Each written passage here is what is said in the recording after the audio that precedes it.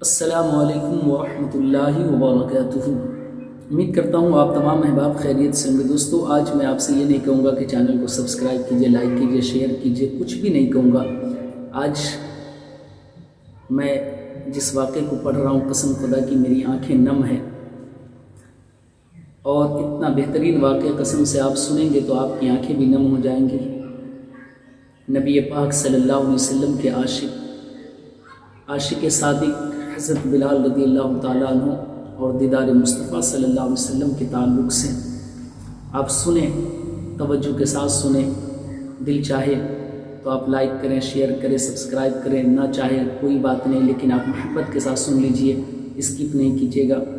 صحیح کہہ رہا ہوں، جب میں پڑھنا شروع کیا تو میری آنکھیں اشکبار ہو گئی۔ میں نے چاہا کہ یہ واقعہ تو بہت ہی لوگوں کے ذریعے سے سنے ہوں گے، لیکن میں بھی یہ سعادت حاصل کر لوں کہ آپ میرے ذریعے سے بھی اس واقعے کو آپ سماعت کر لیں، اور میں بھی حضرت بلال حبشی رضی اللہ تعالیٰ عنہ کے غلاموں میں اپنا نام لکھوا لوں۔ اس واقعے کو پڑھ کر توجہ کے ساتھ سنیے گا، ویڈیو کو اسکپ نہیں کیجیے گا، اپنے ود فیملی ممبروں کے ساتھ بیٹھ کر سنیے۔ ایمان میں چاشنی آئیں گی، ایمان منور ہوگا، چمک اٹھے گا۔ ویڈیو اگر لمبی ہو جائے پھر بھی آپ سنیں، اس لیے کہ اتنی پیاری بات قسم سے آپ سنیں، پھر آپ خود ہی فیصلہ کریں گے۔ اگر سمجھ میں آئے کچھ تو کامنٹ کے ذریعے آپ بتا دیں گے انشاءاللہ۔ حضور اعلیٰ حضرت امام احمد رضا خان فاضل بریلوی علیہ رحمۃ الرضوان فرماتے ہیں، اٹھا دو پردہ، دکھا دو چہرہ، کہ نور باری حجاب میں ہے، زمانہ تاریک ہو رہا ہے، کہ مہر کب سے نقاب میں ہے۔ پڑھتا ہوں دوستو، سنیں آپ توجہ کے ساتھ۔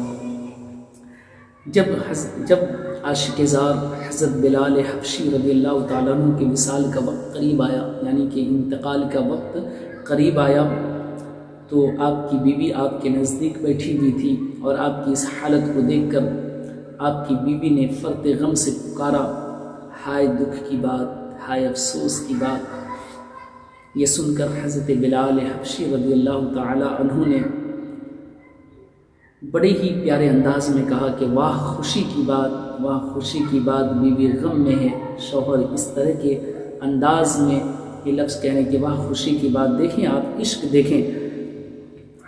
اور آگے حضرت بلال حبشی رضی اللہ تعالیٰ عنہ کہتے ہیں کہ یہ غم کا وقت نہیں ہے، بلکہ یہ تو خوشی کا وقت ہے، وہ اس لیے کہ میں عنقریب اپنے محبوب آقا دو عالم صلی اللہ علیہ وسلم اور آپ کے ساتھیوں کے ساتھ ملاقات کرنے والا ہوں۔ سبحان اللہ، سبحان اللہ، سبحان اللہ۔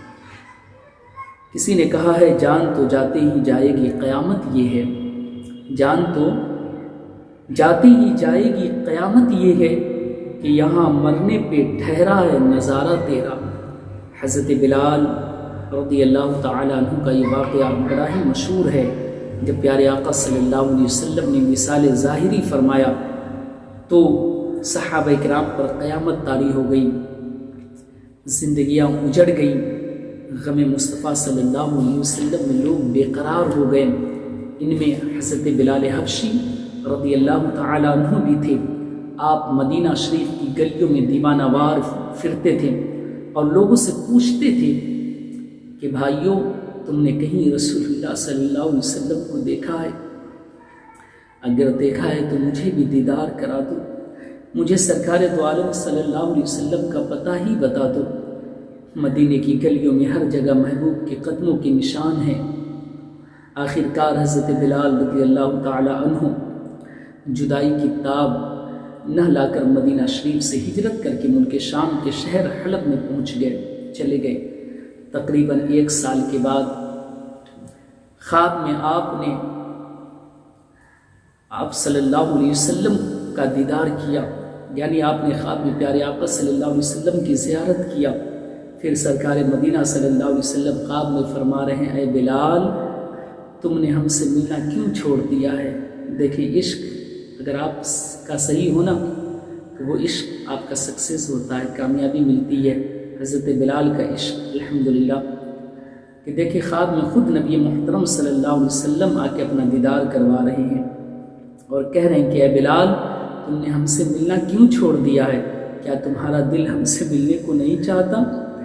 آنکھ کھل گئی، اضطراب بڑھ گیا، بے چینی بڑھ گئی، کہنے لگے لبیک یا سیدی، لبیک یا سیدی لبیک یا سیدی، اے آقا غلام حاضر ہے کہتے ہوئے اٹھے، راتوں رات اٹھنی پر سوار ہو کر مدینہ منورہ شریف کی طرف چل نکلے۔ رات دن برابر سفر کرتے ہوئے آخر مرکز عشاق دیار مدینہ کی نورانی اور پرکیف فضاؤں میں داخل ہو گئے۔ مدینے میں داخل ہوتے ہی دل کی دنیا بدل گئی، الگ ہو گئی۔ سیدھے مسجد نبوی میں پہنچے، سرکار مدینہ صلی اللہ علیہ وسلم کو تلاش کیا مگر سرکار مدینہ صلی اللہ علیہ وسلم نظر نہ آئے۔ پھر حجروں میں تلاش کیا، وہاں بھی سرکار دو عالم صلی اللہ علیہ وسلم نہ ملے۔ آخر بے قرار ہو کر مزار پر انوار پر حاضر ہوئے اور روتے ہوئے عرض کیا، یا رسول اللہ صلی اللہ علیہ وسلم، حلب سے غلام کو بلایا اور خود پردہ میں چھپ گئے۔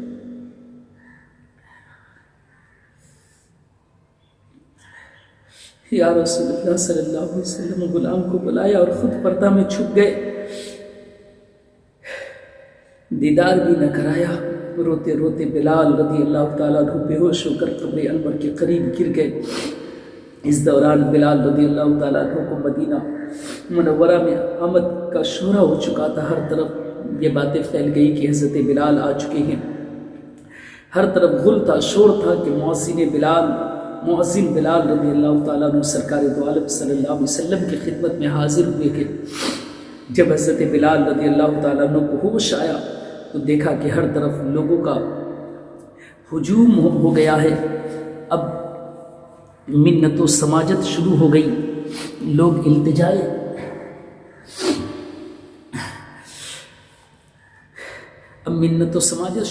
لوگ التجائے کر رہے ہیں، اے بلال رضی اللہ تعالیٰ عنہ ایک دفعہ پھر وہ درد بھری اذان سنا دو جو پیارے آقا صلی اللہ علیہ وسلم کو سناتے تھے۔ حضرت بلال رضی اللہ تعالیٰ عنہ ہاتھ جوڑ کر سب سے معذرت طلب کر لیا، معذرت طلب کر رہے ہیں، بھائیوں یہ بات میری طاقت سے باہر ہے، کیونکہ میں جب حضور اکرم صلی اللہ علیہ وسلم کی حیات ظاہری میں اذان کہا کرتا تھا تو جس وقت میں اشہد ان محمد رسول اللہ صلی اللہ علیہ وسلم کہا کرتا تھا تو پیارے آقا صلی اللہ علیہ وسلم کا آنکھوں سے دیدار کر لیا کرتا تھا۔ اب تو سرکار دو عالم صلی اللہ علیہ وسلم پردہ میں چھپ گئے ہیں، اب بتاؤ کہ اذان میں سرکار دو عالم صلی اللہ علیہ وسلم کا دیدار کیوں کر ہوگا؟ مہربانی فرما کر مجھے اس خدمت سے معاف کر دو، مجھ میں برداشت کی قوت نہیں۔ ہر چند لوگوں نے اصرار کیا مگر حضرت بلال رضی اللہ تعالی عنہ نے انکار ہی کیا۔ بعض حضرات صحابہ کرام علیہم رضوان نے رائے دی کہ کسی صورت سے حسنین کریمین رضی اللہ تعالیٰ عنہما کو بلا لاؤ، اگر شہزادے بلال رضی اللہ تعالیٰ عنہ سے اذان کی فرمائش کریں گے تو بلال رضی اللہ تعالیٰ عنہ ضرور مان جائیں گے، کیونکہ حضور صلی اللہ علیہ وسلم کے اہل بیت سے بلال رضی اللہ تعالیٰ عنہ کو بے حد محبت ہے۔ یہ رائے پسند آئی، چنانچہ ایک صاحب جا کر حضرت حسن و حسین رضی اللہ تعالیٰ عنہما کو بلا لائے۔ آتے ہی حضرت حسین رضی اللہ تعالیٰ عنہ نے حضرت بلال رضی اللہ تعالیٰ عنہ کا ہاتھ پکڑ لیا اور فرمایا، اے بلال رضی اللہ تعالیٰ عنہ، آج ہمیں وہ اذان سنا دو جو ہمارے نانا جان صلی اللہ علیہ وسلم کو سنایا کرتے تھے۔ حضرت بلال رضی اللہ تعالیٰ عنہ نے پیارے حضرت حسین رضی اللہ تعالیٰ عنہ کو گود میں اٹھا لیا اور پھر کہا، تم میرے پیارے محبوب صلی اللہ علیہ وسلم کے کلیجہ کے ٹکڑے ہو، مصطفیٰ صلی اللہ علیہ وسلم کے باغ کے پھول ہو، جو کچھ تم کہو گے وہی ہوگا۔ شہزادے اگر میں نے انکار کر دیا اور کہیں تم روٹھ گئے تو مزار میں سرکار دو عالم صلی اللہ علیہ وسلم رنجیدہ ہو جائیں گے۔ اب حضرت بلال رضی اللہ تعالیٰ عنہ نے اذان شروع کر دی۔ مدینہ کی فضاؤں میں جب بلال رضی اللہ تعالیٰ عنہ کی پرسوز آواز گونجی تو اہل مدینہ کے دل ہل گئے۔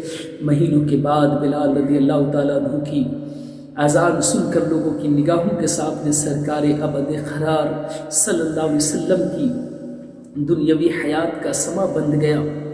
لوگ روتے ہوئے بے تابانہ مسجد نبوی کی طرف دوڑ پڑے۔ ہر شخص بے قرار ہو کر گھر سے باہر آ گیا۔ عورتیں، بچے سبھی مضطربانہ گلیوں میں نکل آئے۔ لوگ غم مصطفیٰ صلی اللہ علیہ وسلم سے نڈال ہو رہے تھے، ہچکیاں لے لے کر رو رہے تھے۔ جس وقت بلال رضی اللہ تعالیٰ عنہ نے اشہد ان محمد رسول اللہ صلی اللہ علیہ وسلم زبان سے ادا کیا، ہزارہ چیخیں ایک ساتھ فضا میں بلند ہوئی، جس سے فضا دہل گئی۔ مرد عورتیں سبھی سر و قطار رو رہے تھے، ننھے ننھے بچے اپنی ماؤں سے لپٹ کر پوچھ رہے تھے امی جان سرکار صلی اللہ علیہ وسلم کے مؤذن بلال رضی اللہ تعالیٰ عنہ تو آ گئے، مگر رسول اللہ صلی اللہ علیہ وسلم کب تشریف لائیں گے؟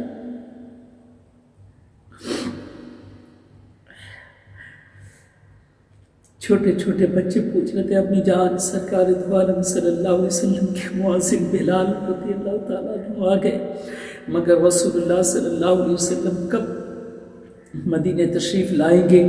حضرت بلال رضی اللہ تعالیٰ عنہ نے جب اشہد ان محمد رسول اللہ کہا تو بے ساختہ نظر منبر رسول صلی اللہ علیہ وسلم کی طرف اٹھی۔ منبر خالی تھا، مصطفیٰ صلی اللہ علیہ وسلم کا دیدار نہ ہو سکا۔ ہجر رسول صلی اللہ علیہ وسلم سے بے چین ہو گئے، غم مصطفیٰ صلی اللہ علیہ وسلم کی تاب نہ لا سکے، بے ہوش ہو کر گر گئے۔ جب بہت دیر کے بعد ہوش آیا تو اٹھے اور روتے ہوئے پھر ملک شام کی طرف روانہ ہو گئے۔ اے کاش قسمت مجھے مل جائے بلال حبشی کی، اے کاش قسمت مجھے مل جائے بلال حبشی کی، دم عشق محمد میں نکل جائے تو اچھا ہے، دم عشق محمد میں نکل جائے تو اچھا ہے۔ دوستو جس وقت میں یہ واقعہ پڑھ رہا تھا قسم خدا کی میرے دل نے چاہا کہ اس واقعے کو میں خود نہ پڑھوں بلکہ پڑھ کر آپ کے روبرو بھی پیش کروں۔ اللہ کرے کہ یہ عقیدت قبول ہو جائے تو یہی بخشش کا ذریعہ بن جائے گا، یہی نجات کا ذریعہ بن جائے گا۔ اور اگر آپ کی آنکھیں بھی اشکبار آ جائے تو اس گنہگار کے حق میں اور اس گنہگار کے خاندان سے جتنے لوگ رحلت کر کے اپنی قبروں میں ہیں وہ جملہ مومنین مومنات مسلمین مسلمات کے لیے دعا کریں گے، اور میں بھی دعا کرتا ہوں کہ اللہ رب العزت تمام مسلمین و مسلمات جو بھی انتقال کر کے اپنی قبروں میں آرام فرمائے، یا اللہ رب العزت حضرت بلال حبشی رضی اللہ تعالیٰ عنہ کے طفل التمام کی بخشش و مغفرت فرما، اور ان تمام کو جنت الفردوس میں اعلیٰ سے اعلیٰ مقام عطا فرما۔ دعا میں یاد رکھیے گا، انشاءاللہ پھر ملوں گا کسی دوسری ویڈیو کلپ کے ساتھ۔ السلام علیکم ورحمۃ اللہ وبرکاتہ۔